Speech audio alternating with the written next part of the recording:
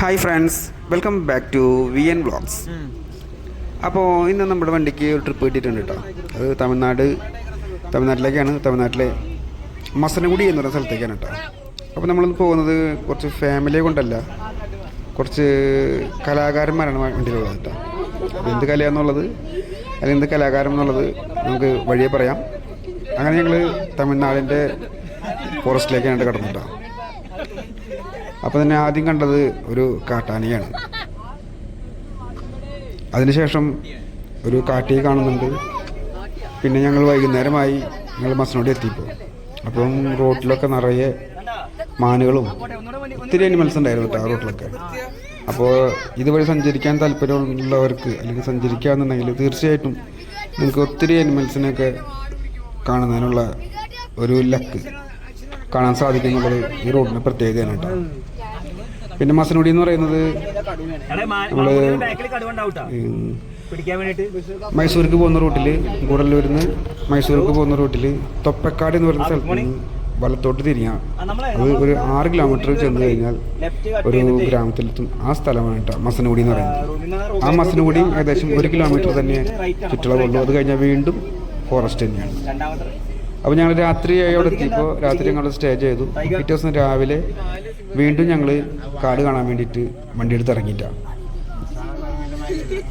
അങ്ങനെ അത് രാവിലെ തന്നെ വീണ്ടും ഞങ്ങൾക്ക് ഒത്തിരി അനിമൽസിനെ കാണാനുള്ള ഭാഗ്യം ഉണ്ടായിട്ടാണ്. മാനുകൾ, അതുപോലെ തന്നെ ഹനുമാൻ കുരങ്ങ്, അതുപോലെ തന്നെ ആന, അതിനൊക്കെ ഞങ്ങൾ കണ്ടു കേട്ടോ. പിന്നെ ഈ മസനഗുഡിയിൽ ഒരുപാട് കോട്ടേജുകൾ, വില്ലകൾ എല്ലാം താമസിക്കാനായിട്ടുള്ള സൗകര്യങ്ങളോട് അവൈലബിൾ ആണ്. പിന്നെ അതുപോലെ തന്നെ ഫോറസ്റ്റ് ട്രക്കിങ്ങിന് വേണ്ടിയിട്ടുള്ള ജീപ്പ് സഫാരി ഇവിടെ അവൈലബിൾ ആണ്. അപ്പോൾ നമ്മൾ ചെന്ന ഉടനെ തന്നെ ആളുകൾ നമ്മളെ ഇൻവൈറ്റ് ചെയ്യും, അല്ലെങ്കിൽ ബുക്കിംഗ് ചെയ്തോളാൻ പറയും. പിറ്റേ ദിവസം രാവിലെയാണ് ട്രക്കിംഗ് ആരംഭിക്കുന്നത് കേട്ടോ. നൈറ്റ് ട്രക്കിംഗ് ഇല്ല.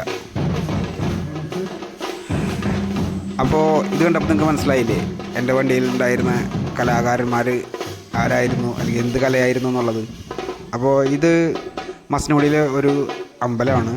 ഈ അമ്പലത്തിൽ ഉത്സവത്തിനോടനുബന്ധിച്ച് ജർമ്മനിയിൽ നിന്നും കുറച്ച് ഫോറിനേഴ്സ് ഇവിടെ ഉത്സവം കാണാൻ വരുന്നുണ്ട്. അപ്പോൾ അതിനോടനുബന്ധിച്ച് കുറച്ച് കായിക കലാരൂപങ്ങൾ, പ്രാചീന കലാരൂപങ്ങൾ, കേരളത്തിൻ്റെയും തമിഴ്നാടിൻ്റെയും ഒക്കെ ഒത്തിരി കലാരൂപങ്ങൾ അവർക്ക് മുന്നിൽ അരങ്ങേറുണ്ടായി. അപ്പോൾ കേരളത്തിൻ്റെ തനത് പ്രാചീന കലാരൂപമായ കളരിപ്പയറ്റാണ് അവതരിപ്പിക്കുന്നതിന് വേണ്ടിയിട്ടാണ് ഞങ്ങളോട് പൊന്നാനിയിൽ നിന്ന് അങ്ങോട്ട് പോയത് കേട്ടോ.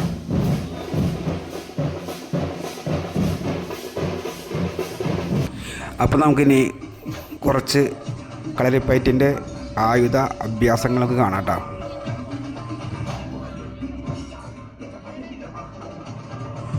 പിന്നെ മസനഗുഡി എന്ന് പറയുന്നത് ഒരു ഫോറസ്റ്റ് നടുക്ക് ഏകദേശം ഒരു 1 കിലോമീറ്റർ അല്ലെങ്കിൽ 1.5 കിലോമീറ്റർ ചുറ്റളവിലുള്ള ഒരു ഗ്രാമപ്രദേശമാണ്.